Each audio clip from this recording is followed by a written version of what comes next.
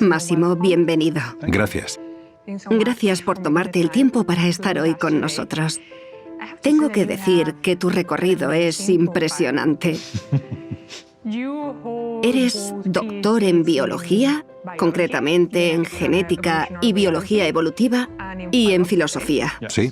Es impresionante, pero eres más conocido como filósofo por el trabajo y la investigación que has hecho sobre el estoicismo. Y de eso vamos a hablar durante esta conversación. Primero, para enmarcar esta charla, cuando la gente, en general, piensa en el estoicismo, lo ve como una manera más bien fría de ver la vida, como una manera algo insensible de tratar con la gente. ¿Es esto correcto? No, no lo es. Es un estereotipo. Pero como todos los estereotipos, tiene algo de cierto. Claro, sale de algún sitio. Y creo que es lo siguiente. Los estoicos dividen lo que llamamos emociones en dos grandes categorías: las emociones negativas o disruptivas y las emociones positivas o constructivas. Las emociones disruptivas son cosas como la rabia, el miedo, el odio, etc. Las emociones constructivas, en cambio, serían la alegría, el amor, el sentido de la justicia, etc. El estoicismo intenta eliminar lo más posible las emociones destructivas y cultivar las positivas.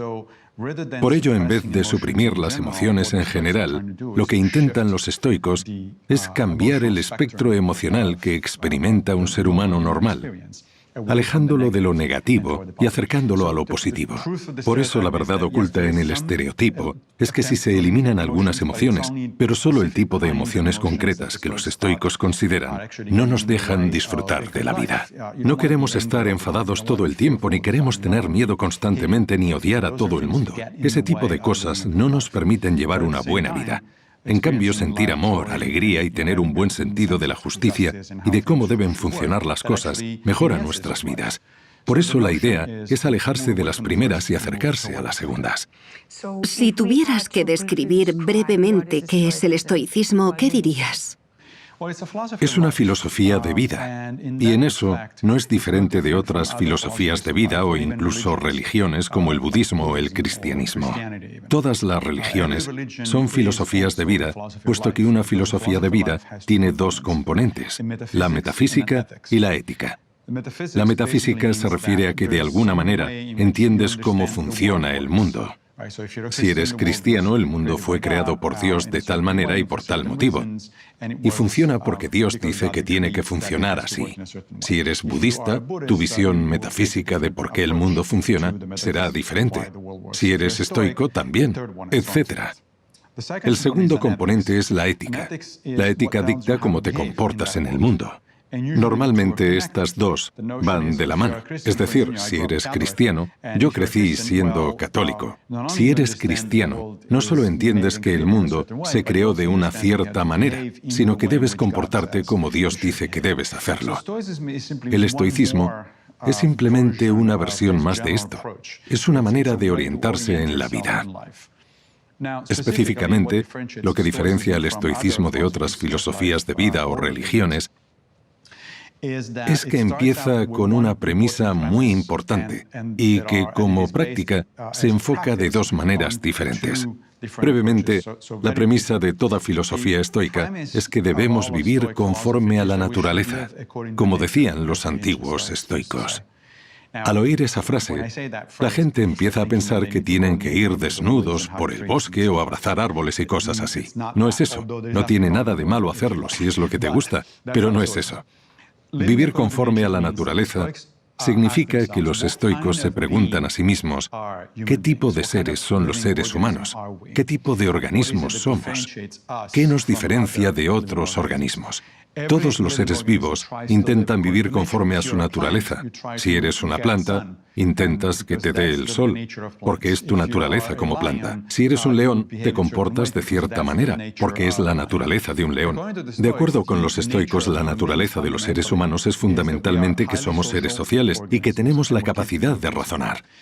Somos sociales, es decir, podemos sobrevivir por nuestra cuenta si es necesario, pero solo prosperamos en sociedad, en contacto con otros cuando interactuamos con los demás.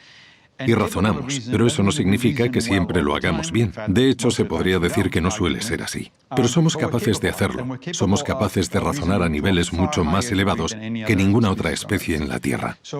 Por eso, basándonos en estas dos premisas, que somos sociales y capaces de razonar, los estoicos concluyeron que una buena vida humana, una vida humana que vale la pena, es aquella en la que aplicamos la razón para mejorar la sociedad, para mejorar la vida en comunidad. Esa es la noción fundamental del estoicismo. Todo lo demás surge de ahí. Hay técnicas específicas que ponen en práctica los estoicos, enfoques específicos de los que podemos hablar después, pero fundamentalmente lo que diferencia al estoicismo de otras filosofías de vida es que para un estoico, una vida humana que vale la pena es aquella en la que usamos la razón para ayudar a los demás y a nosotros mismos. No se hace una distinción fundamental entre uno mismo y el resto de la sociedad. Somos parte de esa sociedad. Si mejoramos como personas, estaremos mejorando automáticamente la sociedad, y si trabajamos para mejorarla, nos estaremos mejorando automáticamente a nosotros mismos. Máximo, te has descrito a ti mismo como estoico. ¿Cuándo y por qué decidiste adoptar esta filosofía de vida? No hace mucho, hace unos 5 años. Todo empezó porque estaba atravesando la típica crisis de los 40, algo normal que le pasa a mucha gente cuando llega a esa edad, se divorcia o cambia de trabajo. Además, mi padre murió. Bueno, cosas que pasan en la vida. Y no es que la situación me agobiara demasiado, pero fue una época dura. Y fue en ese momento cuando empecé a estudiar filosofía de verdad. Era científico, trabajaba en biología evolutiva y quise sacarme un doctorado en filosofía. No se puede empezar a estudiar filosofía, incluso a esos niveles en que es una filosofía más técnica, sin pasar por cosas más básicas como el significado de la vida, la ética, cómo vivir la vida, etc. El estar pasando por una crisis personal a la vez que estudiaba filosofía me hizo pensar que podría haber cierta manera de encontrar respuestas, cierta manera de pensar que fuera útil para mí. Cuando me puse a investigar, vi con claridad que la mejor candidata, al menos para mí, era algo que en filosofía se llama ética de la virtud.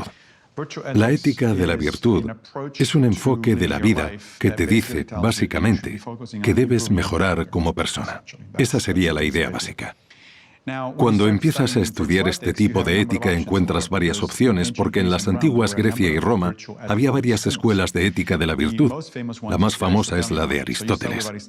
Empiezas con Aristóteles. Me puse a leer y pensé, vaya, es interesante. Y que decía cosas muy interesantes, pero no tenía muchas aplicaciones prácticas. No había una manera clara de transferir las ideas de Aristóteles a mi día a día. No podía ayudarme a lidiar con el dolor del duelo por la muerte de mi padre, por ejemplo. La segunda parada normalmente es Epicuro. El epicureísmo es otro tipo de filosofía de la ética de la virtud muy interesante porque pone el énfasis en la amistad y las relaciones. El problema del epicureísmo es que la meta de sus seguidores es minimizar el dolor en sus vidas. Normalmente pensamos en los epicúreos como aficionados al sexo, las drogas y el rock and roll, pero no es así. Es cierto que pensaban que el placer era importante para los humanos, pero fundamentalmente lo que intentaban era evitar el dolor, tanto mental como físico. Por eso Epicuro decía que para conseguirlo, uno no debería involucrarse en política ni ser social, puesto que, como sabemos, tanto la política como las relaciones sociales causan dolor. Y pensé, es interesante, pero no es para mí, ya que creo que la vida no tiene sentido a menos que te relaciones y te involucres en política. Así que estaba indeciso. Sabía que la ética de la virtud era un campo que podía proporcionarme las respuestas que buscaba, pero ni Aristóteles ni Epicuro me convencían. Y un día en Twitter, justamente, vi un tuit que ponía, ayúdanos a celebrar la semana estoica. Y pensé, ¿Qué es la Semana Estoica? ¿Por qué celebran la estoicidad?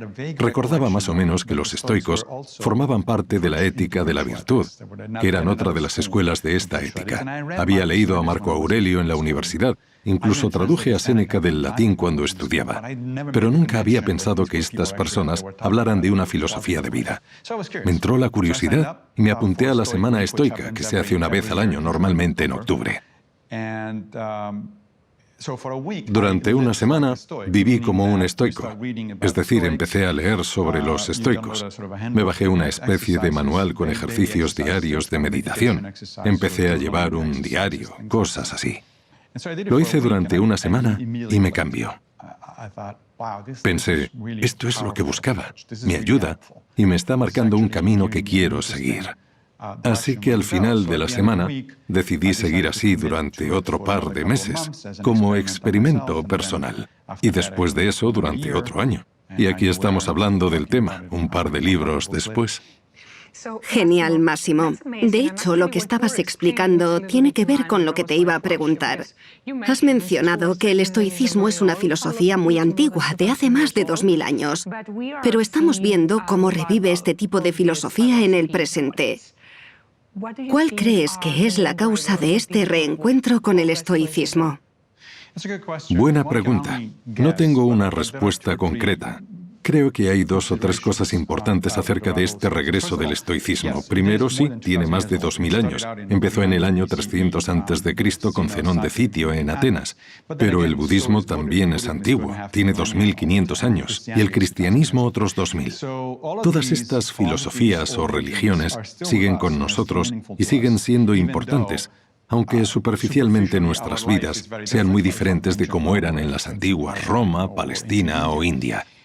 Y digo superficialmente porque sí, es cierto que llevamos smartphones y tenemos ordenadores y todo eso, pero también es cierto que nuestra esencia sigue siendo la misma. Tenemos las mismas necesidades que antes. Necesitamos ser queridos. Nos enfadamos por el mismo tipo de cosas. Nuestra vida como humanos no es tan diferente. Y por eso todas estas filosofías y religiones siguen siendo relevantes. En cuanto al estoicismo en particular, la última escuela estoica formal que conocemos es la de Epicteto, que vivió en el siglo II de nuestra era. En el siglo III el estoicismo decayó como filosofía formal y, en cambio, se convirtió en una influencia para el cristianismo. Pablo de Tarso, San Pablo, sabía mucho de estoicismo y escribió acerca de los estoicos de manera crítica porque tenía otras creencias, por así decirlo, pero respetaba mucho esta filosofía y, de hecho, varias ideas pertenecientes al estoicismo se incorporaron en el cristianismo. Tomás de Aquino, en la Edad Media, el que puede que sea el teólogo más importante de la historia del cristianismo, redactó una lista de 7 virtudes que debería practicar cualquier cristiano. Y las primeras 4 son las mismas que predicaba el estoicismo: sabiduría, valor, justicia y templanza. A estas Aquino añadió otras 3 virtudes claramente cristianas: esperanza, fe y caridad.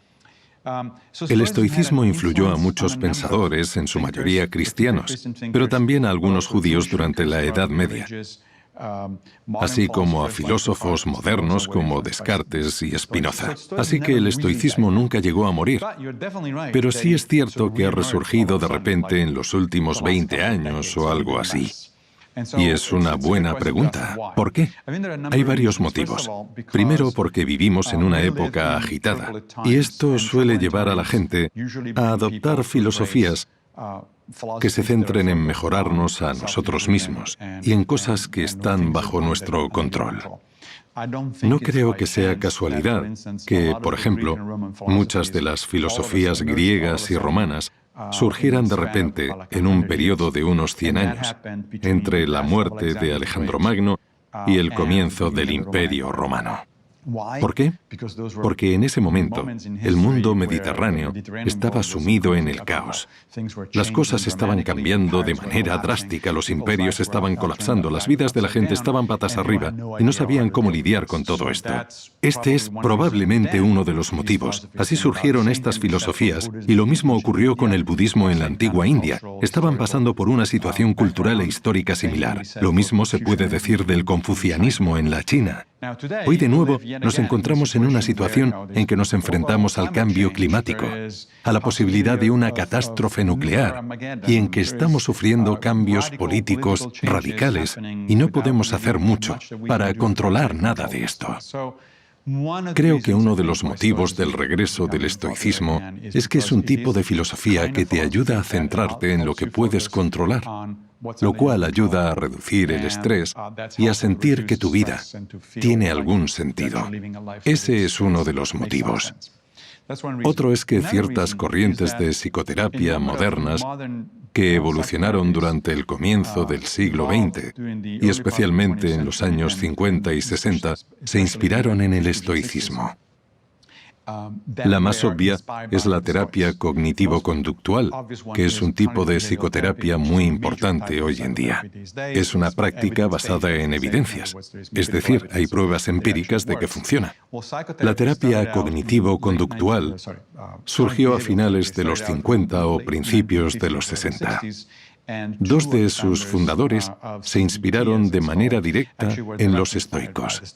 Leyeron a Epicteto, Marco Aurelio y Séneca y pensaron, vaya, esta gente tenía ideas muy interesantes que se pueden sistematizar y se pueden aplicar empíricamente para mejorar las vidas de la gente.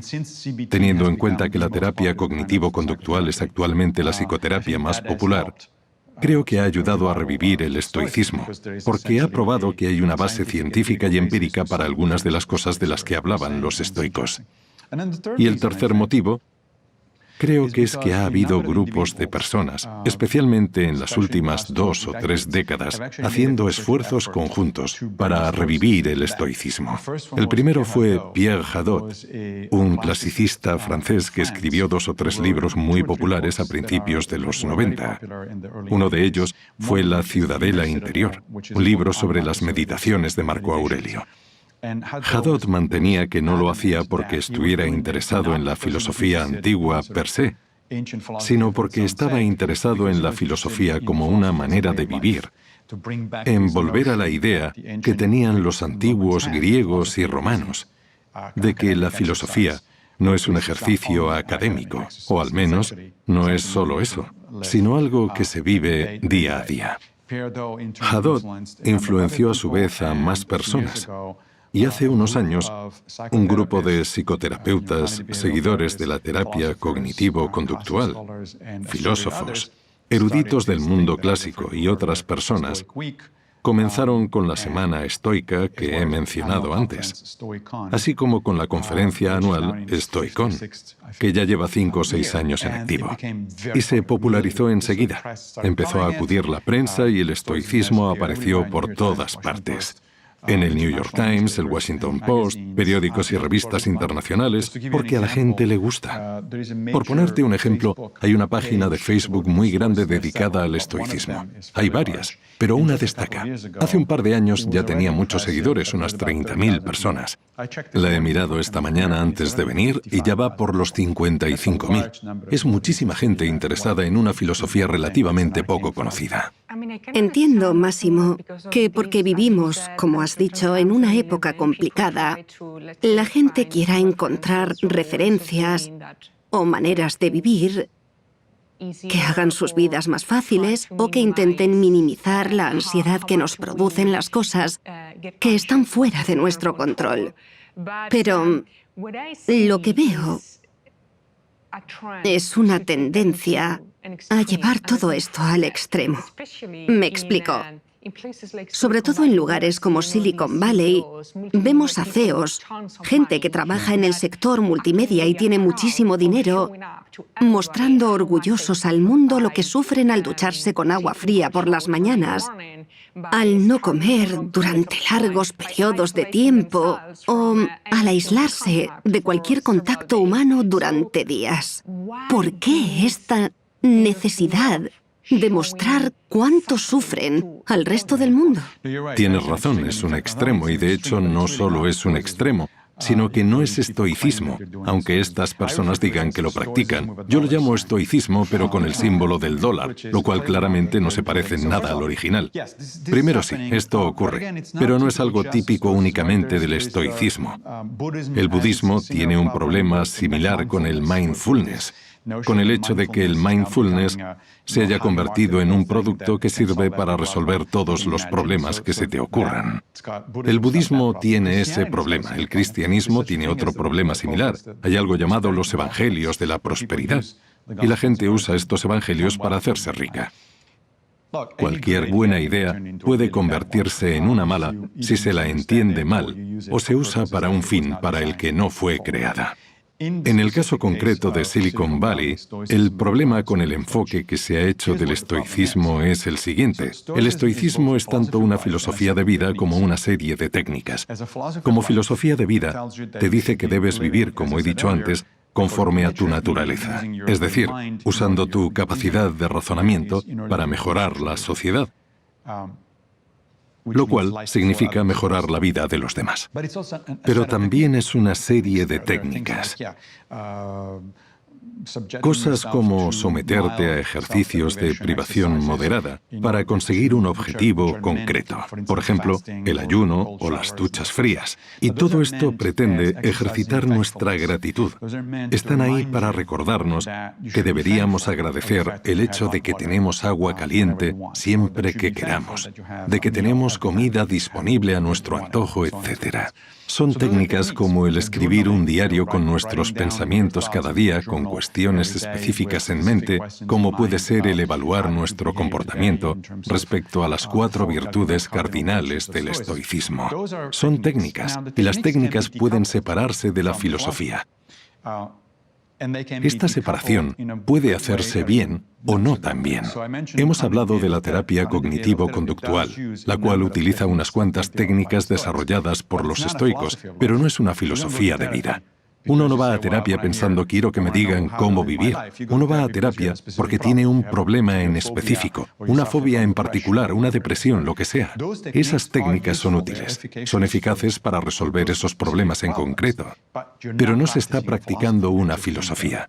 Solo se está haciendo terapia. El problema con todo este asunto de Silicon Valley es que se centran únicamente en las técnicas y dicen que practican la filosofía estoica. Pero no es cierto, sobre todo porque los estoicos son muy claros en cuanto a que tener mucha riqueza no es bueno. Primero, porque te distrae de otras cosas. Si tu meta principal en la vida es hacerte rico, para los estoicos ya vas mal encaminado. Tu meta principal en la vida debería ser ayudar en la cosmópolis humana, como ellos lo llaman, la sociedad en general. Ahí ya hay una contradicción. Si tu meta es ser rico, famoso, poderoso, cosas así, vas por mal camino. El estoicismo no trata de eso. He intentado educar a esta gente lo mejor que he podido. A veces funciona y a veces no. Esa es una de las cosas que no se pueden controlar, hay que aceptarlo y punto. Máximo, quiero que hablemos un poco más de las técnicas. Has escrito varios libros sobre el tema y en uno de ellos, Cómo ser estoico, creo que mencionas 12 recomendaciones para que la gente utilice este enfoque para conseguir tener una vida mejor en el siglo XXI. ¿Puedes resumirnos estas 12 recomendaciones? Claro, deja que piense en las más fáciles de practicar. Por cierto, acabo de sacar un nuevo libro junto a un buen amigo mío, Greg López, llamado A Handbook for New Stoics, que saldrá pronto en español. Y ese libro contiene 52 ejercicios, así que nos da mucho donde elegir. Por supuesto, no es que uno tenga que hacerlos todos, hay que ir probando. Algunos ejercicios son útiles para ciertas personas, otros para otro tipo de personas. Es lo mismo que la terapia cognitivo-conductual. Cuando vas a un terapeuta, este irá probando ciertas cosas. Si te funcionan, bien, sigues haciéndolas, y si no, pues se prueba otra cosa. Voy a ponerte ejemplos de mis favoritos, lo que hago yo de manera regular. Hemos hablado un poco de ejercicios de autoprivación, aunque a menudo dentro de estos solo se mencionan las duchas frías y el ayuno. Y sí, esos están bien, pero hay otras maneras más interesantes de ejercitar estas privaciones. La privación es mucho más útil si se hace en cosas con las que tenemos un problema en el que queremos trabajar. Por ejemplo, si gastas mucho dinero porque vas de compras muy a menudo, se puede usar una técnica que yo llamo el paseo por el centro comercial, en la que elijo una zona de Nueva York que tenga muchas tiendas y entro en todas y cada una de ellas. Miro todo lo que tienen en cada una y no compro nada. Al final del ejercicio acabas dándote cuenta de algo de lo que por lo visto Sócrates también se dio cuenta en su momento haciendo algo similar, y es que no sabías que había tantas cosas que no necesitabas. Este ejercicio es útil porque viviendo en una sociedad consumista, estamos bajo una presión constante de otra gente y de la publicidad para comprar cosas, y pensamos que comprar cosas nos hará felices. Algunas cosas son útiles. Tengo un smartphone porque me resulta útil. No se puede vivir en una sociedad tecnológica, o más bien es muy difícil vivir en una sociedad así, sin un móvil moderno. ¿Pero necesito la última versión? No. ¿Necesito reemplazar mi móvil cada vez que sale un modelo nuevo? No, porque el mío funciona bien. Es viejo, pero funciona. El ejercicio te recuerda que no es necesario ceder ante la presión, que la decisión de comprar está en tu mano y que deberías tener un motivo para comprar o hacer ciertas cosas. Esta es una de las actividades. Otra, que supongo que no parece demasiado divertida, pero es muy útil, es una que tiene muchos nombres, pero memento mori, del latín, es el que más la representa. Recuerda que morirás. Si hay algo de lo que nadie quiere hablar, sobre todo en los Estados Unidos en el siglo XXI y probablemente muchos otros países occidentales, es la muerte. Intentamos mantenernos lo más alejados posible de ella. En otras sociedades no es así. Se deja a los niños ver a gente morir o incluso cadáveres en descomposición para que entiendan que la muerte es algo natural e inevitable. Pero nosotros intentamos alejarla, nos obsesionamos con mantenernos jóvenes y sanos, lo cual está muy bien, pero es una batalla perdida, porque vamos a acabar siendo viejos y finalmente muriendo. Por eso la cuestión no es si vamos a morir, sino cómo vamos a llegar hasta ese momento. La cuestión es si estamos preparados para ese momento. Una de las maneras en que los estoicos se preparan para esto es recordando su propia mortalidad. Y hay varias maneras de hacerlo. Una de mis favoritas es ir a un cementerio muy bonito que hay en el sur de Manhattan, rodeado de rascacielos y de tráfico, donde hay mucho ruido y gente por todas partes. Pero el cementerio, aunque está en medio de todo eso, es un lugar tranquilo, como suelen ser todos los cementerios. Lo que hago es dar un paseo entre las tumbas, leer los nombres y fechas en ellas y recordar que todos, yo incluido, por supuesto, vamos a acabar así. Y dirás, ¿por qué hace eso? ¿No es deprimente? Yo no creo que lo sea. De hecho, creo que me da energía. Salgo de allí pensando, vale, mi tiempo en este mundo es limitado. ¿Qué quiero hacer con él? ¿Cómo quiero pasar mi vida? ¿Qué cosas me importan? ¿Cómo hago para no desperdiciar el tiempo que tengo? No sé cuánto tiempo tengo. Podría morir de aquí a unas décadas, a unos años. Mañana, ¿quién sabe? Entonces la pregunta es, ¿qué quieres hacer mientras tanto? ¿Cómo quieres pasar tu vida? ¿Cómo puedes llegar a tu lecho de muerte para que al mirar atrás pienses, ¿lo he hecho bien? Creo que es un ejercicio muy útil. Posiblemente el ejercicio más útil que hago de manera asidua es llevar un diario. Los diarios tienen mucha historia detrás. Las meditaciones de Marco Aurelio son sus diarios, así usaba él esta técnica que es incluso más antigua. Pero es muy útil si se hace de cierta manera. Llevar un diario no solo escribir lo que nos pasa cada día. Escribir, hoy he ido a la playa o cosas así, no es algo relevante para los estoicos. Bien por ti, has ido a la playa. Pero ahí no hay balance ético. No cuenta nada interesante, o mejor dicho, importante, sobre cómo debes vivir tu vida. Hay distintas maneras de llevar un diario. Tanto Séneca como Epícteto son muy claros acerca de cómo hacerlo y nos dan instrucciones. Mi manera favorita es siguiendo las de Séneca, que nos dice que antes de ir a la cama, cuando la casa está en silencio, nos sentemos en un sitio tranquilo un momento y nos preguntemos 3 cosas. Yo lo hago por escrito, es decir, lo escribo todo. La primera pregunta es, ¿qué he hecho mal hoy? La segunda es, ¿qué he hecho bien? Y la tercera, ¿qué podría haber hecho de otra manera? La primera pregunta, ¿qué he hecho mal?, no es para flagelarse, darse latigazos en la espalda y decir, qué mal lo he hecho, sino para aprender de tus experiencias. Para los estoicos, el pasado está fuera de nuestro control. No tiene sentido arrepentirse de las cosas. Un error es un error y ya está. Sentirse mal no cambia nada. No vamos a deshacer el error. Lo único que podemos hacer es aprender de ello, reflexionar y decir, vale, hoy he hecho esto, aquí es donde me he equivocado. ¿Por qué es útil esto? Porque en nuestras vidas hay menos variedad de la que creemos. Tendemos a vivir las mismas situaciones una y otra vez, por lo que tendemos a cometer los mismos errores una y otra vez. Si prestamos atención a cuáles son esos errores, entonces es posible o más probable que la próxima vez actuemos de manera diferente. La segunda pregunta es, ¿qué he hecho bien? Hay 2 motivos para preguntarse esto. El primero es darnos una palmadita en la espalda. Muy bien hecho. A todos nos viene bien el refuerzo positivo. Pero el segundo motivo es que así tendremos 2 posiciones que contrastan entre sí. Lo que no queremos hacer, nuestros errores, y lo que sí queremos, las cosas que estamos haciendo bien. Se supone que día a día, prestando atención a estas cosas, vamos a ir progresando y alejándonos de una para acercarnos a otra. Esas son las 2 primeras. La tercera pregunta es, ¿qué podría haber hecho de otra manera? De nuevo, no se trata de arrepentirse y decir, debería haber hecho tal o cual, sino que nos ayuda a planear el futuro. He cometido un error, vale, en las mismas circunstancias, ¿cómo puedo actuar mejor?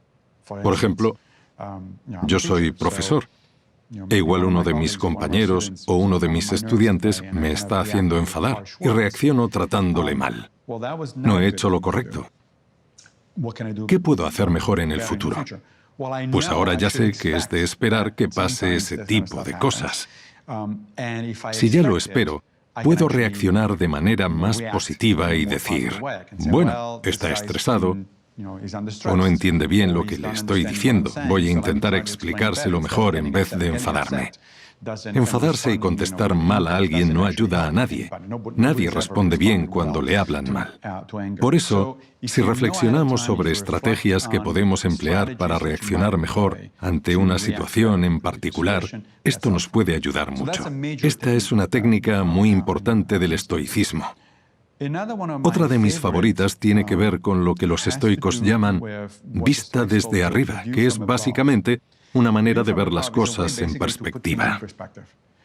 Tendemos a vivir en el momento y pensar que lo que sea que esté pasando, si es malo, es una catástrofe.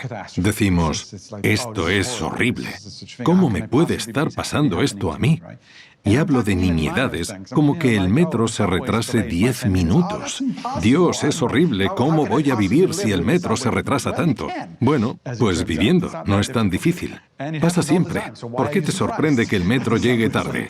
Si acaso deberías alegrarte de que sean solo 10 minutos.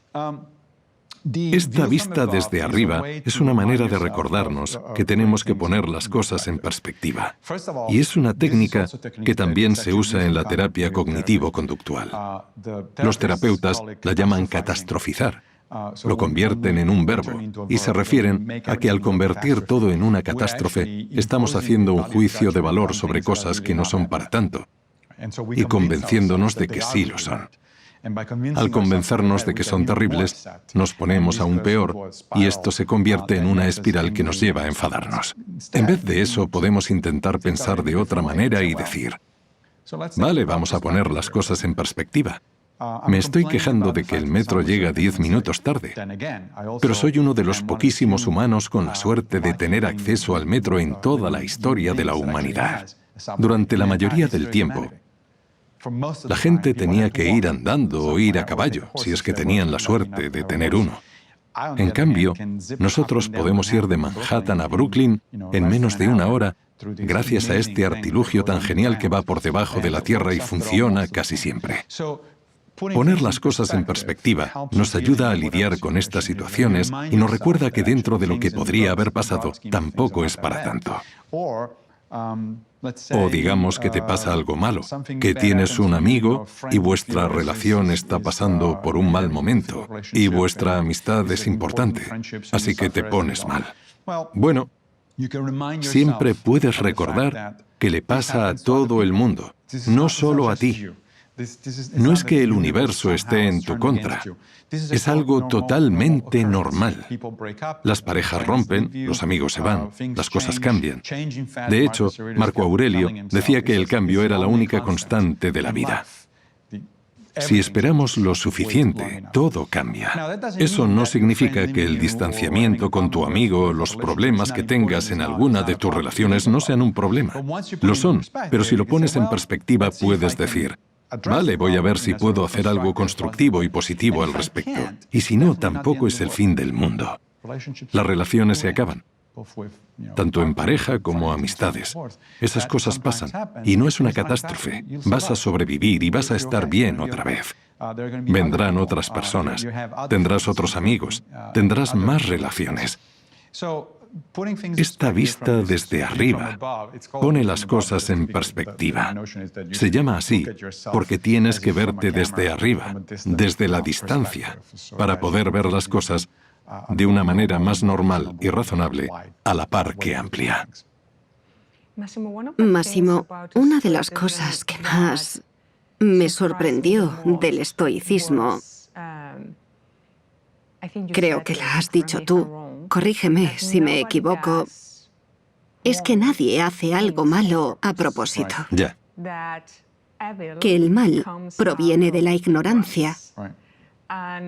Me gustaría que me contaras más sobre esto. Sí, y cada vez que lo digo se enfada alguien. Lo primero que dicen es, entonces Hitler no era malo, porque evidentemente el ejemplo típico del mal es Hitler. Bueno, lo que los estoicos quisieron decir es lo siguiente. La frase es de Sócrates. Solo hay un mal, la ignorancia. Sin embargo, si observamos la palabra griega utilizada por Platón para transcribir las palabras de Sócrates, la palabra es amatia, que no se traduce exactamente como ignorancia, sino que literalmente significa no sabiduría, falta de sabiduría. La gente hace cosas malas por falta de sabiduría, no por ignorancia en el sentido de que no saben lo que están haciendo. No es que sean ignorantes por no ser universitarios o algo así. Es por falta de sabiduría sobre qué es lo correcto. La sabiduría, después de todo, al menos una de sus definiciones, es el conocimiento de lo que es correcto y lo que no. Incluso tras explicarlo, mucha gente sigue enfadándose y sigue diciéndome que si estoy diciendo que Hitler era poco sabio, que era malo y punto. Pensémoslo así. La mayoría de la gente diría que casi todos los que hacen cosas malas no se dan cuenta de que están mal. El típico villano que se despierta por la mañana, va al espejo y se pregunta, ¿qué cosas malas puedo hacer hoy? Eso es Disney, eso pasa en los dibujos, nadie hace eso, seguramente ni Hitler. De hecho, sabemos mucho sobre Hitler, porque escribía lo que pensaba y tenemos muchos documentos, cartas y testimonios de otras personas. Él pensaba que tenía razón, que Alemania había sido despreciada tras la Primera Guerra Mundial. Y es cierto. De hecho, todos los historiadores lo reconocen. Pensaba que los mayores culpables eran los judíos, y ahí no tenía razón, pero pensaba que tenía motivos para hacer ciertas cosas. Creía que estaba haciendo un bien a la población alemana al intentar resolver esos problemas de cierta manera. Vale, ¿esto era un error? Sí, desde luego, no cabe ninguna duda. ¿Deberían haberle relevado de su puesto? Desde luego. Deberían haberle quitado el cargo lo antes posible. Deberíamos haber luchado en la Segunda Guerra Mundial contra los nazis totalmente, no cabe duda. Pero incluso hablando de este nivel de maldad, si solo decimos, son malos y ya está, nos estamos negando a entenderles. Y si no entendemos por qué la gente hace el mal, no vamos a entender la próxima vez que pase y vamos a cometer los mismos errores una y otra vez.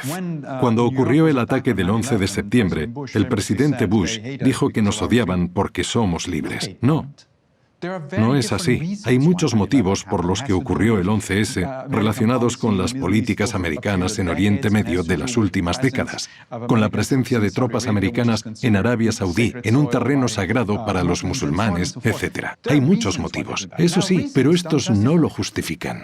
Uno puede tener malos motivos para hacer ciertas cosas o tener buenos motivos y aún así hacer algo malo. El desprecio a Alemania al acabar la Primera Guerra Mundial era un buen motivo. No querer tropas americanas en tu país era un buen motivo, pero eso no significa que la respuesta correcta a esos problemas fuera el genocidio o un atentado terrorista. Pero si seguimos poniendo la etiqueta de malo, lo que hacemos es deshumanizar a esas personas y, por tanto, negarnos a intentar comprenderlas.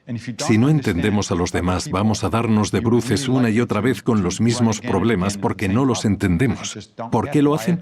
Porque son malos. Eso no es una respuesta, es una etiqueta que le ponemos a las cosas. Y lo mismo para cualquier otra etiqueta de las que solemos usar. Si alguien dice algo cuestionable respecto a temas de etnias o género, e inmediatamente le ponemos la etiqueta de racista, vale, puede ser, pero así no entendemos nada. No sabemos cómo lidiar con esa persona, ni por qué esa persona piensa así, ni cómo podemos intentar corregirla. Los estoicos lo enfocaban de otra manera. Marco Aurelio dijo, solo tenemos dos opciones respecto a la gente malvada, enseñarles o soportarles. La primera opción es enseñarles. Hay que intentar explicar las cosas a la gente. Intentar que vean que lo que están haciendo no es lo correcto. Si no se puede, porque a veces las personas no escuchan o no quieren aprender, tendrás que soportarles. Si su comportamiento es violento y destructivo, se les aparta de la sociedad. Los estoicos no tenían ningún problema en utilizar la violencia si era necesario, pero era siempre la última opción. Y los estoicos no son los únicos que lo enfocan de esta manera. Los cristianos a menudo dicen odia al pecado, no al pecador, y la idea es la misma. No se persigue a la persona. Y si es necesario, se le impide volver a hacer cosas malas. Pero no vas detrás de él diciendo, es malo, una mala persona. No, dices, se ha equivocado, no sabía hacerlo mejor. Voy a impedir que haga lo que fuera a hacer, pero voy a intentar recuperarle como persona, en vez de encerrarle y tirar la llave. Massimo, hay un par de cosas que creo que se han convertido en cosas características de la sociedad en que vivimos en el siglo XXI, esta sociedad tan tecnológica. Me gustaría saber qué dice el estoicismo sobre esto y cómo lidiar con ellas, porque no creo que vayan a desaparecer. La primera es un fenómeno que fue considerado un mal necesario durante muchos años y que ahora se considera algo guay, sobre todo en Estados Unidos, la cultura americana y en la Europa occidental. Hablo del estrés, del concepto de estar estresado, del concepto de estar siempre ocupados. Antes se veía como algo malo, pero ahora, si nunca puedes hacer nada porque estás ocupado, se piensa que es algo bueno. La hiperactividad se ha convertido en algo guay. Quiero saber, ¿qué opinan de esto los estoicos? Sí, Séneca habla de esto de manera directa. Habla de que estar demasiado ocupados no es bueno, y el motivo es que nos distrae de las cosas que de verdad importan. No todo es importante. Solo porque estés haciendo algo no significa que sea algo bueno, algo útil, interesante o significativo. Por eso los estoicos tienden a centrarse y prestar atención a lo que hacen y sobre todo por qué lo hacen. Estar ocupado porque sí, o para aparentar estar ocupado, es una tontería. Todo el mundo puede estar ocupado haciendo cosas sin sentido o que no sirven para nada. Preguntémonos lo siguiente. Si hoy fuera mi último día, ¿querría estar haciendo esto? Este es uno de los ejercicios que proponemos mi amigo Greg y yo en el nuevo libro. Pedimos a la gente pasar una semana prestando atención a lo que hacen durante el día para por la noche hacer una lista de al menos 3 actividades a las que dediquen varias horas y preguntarse primero si esas actividades están mejorando sus vidas y segundo, si querrían hacerlas si fuera su último día de vida. Es un ejercicio interesante. No es necesario tomárselo literalmente. No está diseñado para que nos pongamos a pensar muy seriamente en nuestro último día, sino que es un experimento. Por ejemplo, si hoy he pasado mucho rato en redes sociales, ¿querría pasar así mi último día en este mundo? Seguramente no. La mayoría de gente diría que no. Bueno, pues si la respuesta es que seguramente no, podemos quitarle tiempo a eso. Es una señal de que es una actividad a la que no queremos dedicar tantas horas. Estar ocupado simplemente por estarlo, estresarnos por mandar un mensaje a los demás de que valemos para algo, de que nuestro tiempo es valioso, no tiene sentido. Primero que nada, los estoicos dirían que lo único que está bajo nuestro control son nuestras opiniones, juicios y decisiones, y no las de los demás. Así que las opiniones de otros pueden ser interesantes si aprendemos de ellas, pero no son más que eso, sus opiniones. No las controlamos. Y si nos pasamos la vida intentando que opinen bien de nosotros, hacernos famosos, etc., estamos desperdiciando muchísimo tiempo. Porque la fama es muy voluble. Puede que hoy seas famoso y hablen bien de ti, y que mañana todo el mundo se ponga en tu contra, dependiendo de cómo cambien las cosas, cómo cambie la cultura, cómo cambie la gente. Es una pérdida de tiempo. Deberíamos centrarnos en lo que de verdad nos importa y preguntarnos, ¿por qué me importa esto? ¿Qué estoy haciendo y por qué?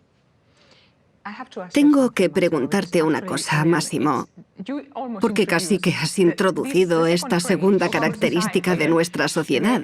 Y es que ahora todo el mundo quiere ser famoso. Todo el mundo quiere ser un modelo a seguir para los demás.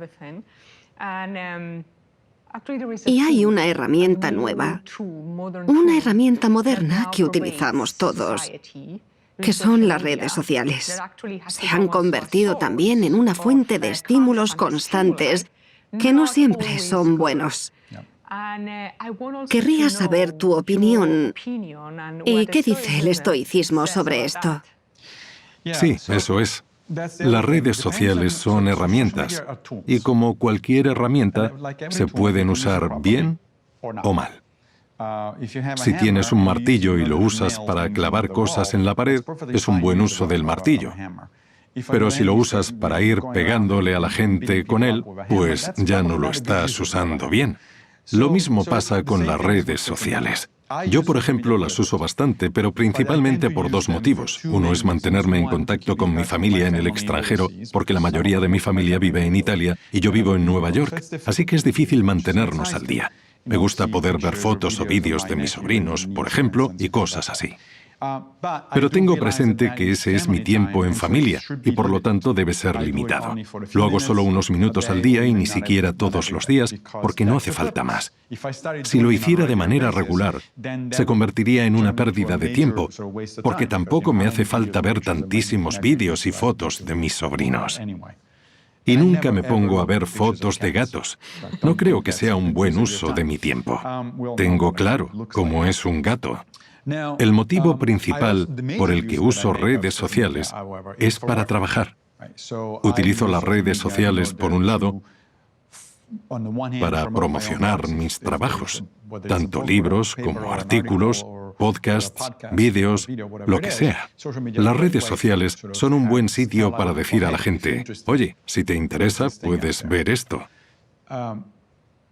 También las uso para seguir a personas a las que considero interesantes, porque publican cosas que quiero leer, quiero ver, etc.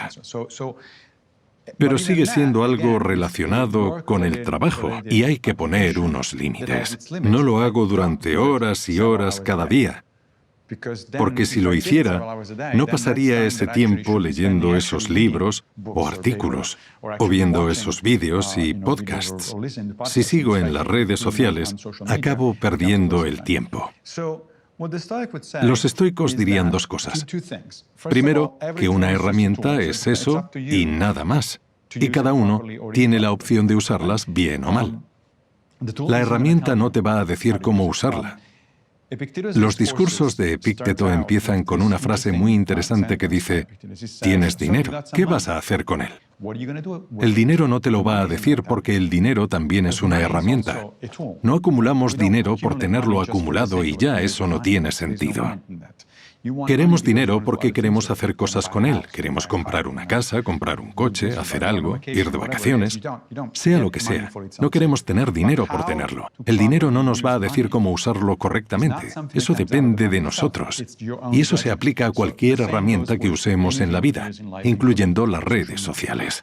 En cuanto a la fama, Marco Aurelio habla mucho de este tema. Recordemos que era emperador, por lo que era literalmente la persona más poderosa del Imperio Romano en ese momento. Y le preocupaba el hecho de que otras personas le adularan para acercarse a él y obtener algún tipo de beneficio. Tenemos bastantes pruebas de fuentes independientes de que siempre intentaba ser lo más justo posible al tratar con la gente, pero siempre estaba bajo mucha presión de esta gente que le adulaba. En sus meditaciones escribe una y otra vez. Recuerda, Alejandro Magno era mucho más importante de lo que eres tú y aún así murió. Ser famoso no le sirvió para nada. Y de hecho, mucha gente se centra tanto en el tema de la fama que pierden el control y se olvidan de lo que realmente es importante para ellos. De nuevo preguntémonos esto. Si llego a mi último día y miro hacia atrás, ¿de qué cosas puedo estar orgulloso? Hoy tenemos respuestas para esto, porque hay psicólogos que han estudiado qué piensa la gente que está a punto de morir. Y te garantizo que no es cuántos seguidores tienen en Twitter. Lo que piensan es, ¿he hecho algo significativo con mi vida? ¿Cómo han sido mis relaciones y mis amigos? Esas son las cosas en las que piensa la gente, no en sus seguidores en redes sociales, ni siquiera en cuánto dinero han tenido, a menos que hayan usado ese dinero para hacer algo significativo para mejorar las vidas de los demás. Máximo, me gustaría acabar esta entrevista resumiendo todo lo que hemos hablado y mirando un poco al futuro. Hemos empezado esta conversación hablando sobre el resurgimiento que estamos viendo del estoicismo. ¿Cómo lo ves? ¿Crees que ha venido para quedarse o que va a ser reemplazado por, quién sabe, otra corriente? ¿Cómo crees que evolucionará? Buena pregunta. Primero, predecir el futuro es un sinsentido, así que tenemos que ir con cuidado al hacerlo. ¿Quién sabe qué pasará? Es muy posible que el estoicismo goce de una ola de popularidad que acabe decayendo y otra cosa ocupe su lugar. Desde luego, es una posibilidad.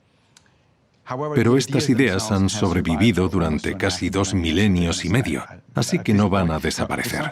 Quiero decir, si algo dura tanto tiempo, ya sea el estoicismo, el budismo, el cristianismo, el confucianismo, no desaparece así como así. Así que yo diría que las ideas se mantendrán independientemente de si la popularidad del movimiento filosófico decae. Pero al mismo tiempo, no veo ningún motivo por el que el estoicismo no pueda volverse tan popular como, por ejemplo, el budismo con el tiempo. De hecho, creo que el estoicismo estoicismo es el equivalente occidental del budismo. Las dos filosofías son muy similares desde un punto de vista ético. Sus metafísicas son diferentes, su visión de cómo funciona el mundo, pero sus éticas son muy similares. Y cuando digo esto, la gente no suele creérselo porque dicen, pero el estoicismo es muy duro, es una filosofía muy exigente. Y mi respuesta es que todas las filosofías o religiones lo son. No es fácil ser un buen cristiano. Es fácil decir que eres cristiano, claro. Eso lo puede hacer todo el mundo. Y es fácil decir que eres budista. Pero ser un buen budista, practicar el camino óctuple no es fácil. Ser practicante de los evangelios y vivir tu vida acorde a ellos no es fácil. Así que no creo que el estoicismo sea tan distinto. Y ya hemos hablado de que alguna gente practica esta filosofía de una manera que probablemente Marco Aurelio no habría reconocido como estoicismo. Creo que tenemos motivos para pensar que ha venido para quedarse. Puede que su popularidad suba o baje, pero eso no importa. Lo que importa es que sea útil para la gente, y al parecer lo es. Tengo muchos testimonios de personas que han leído mis libros o mis artículos y no paran de decirme que les han cambiado la vida para mejor, a veces de manera drástica y a veces en pequeñas cosas del día a día. Es una herramienta útil, es una manera muy útil de ver la vida. No es la única manera, puede que para unos funcione mejor que para otros, no lo sabemos. Y de hecho estamos investigando si hay tipos de personalidad que responden mejor al estoicismo que otros. Pero lo que supongo, y en parte espero, es que vaya a durar mucho, porque creo sinceramente que es algo bueno. Muchas gracias, Massimo. A vosotros.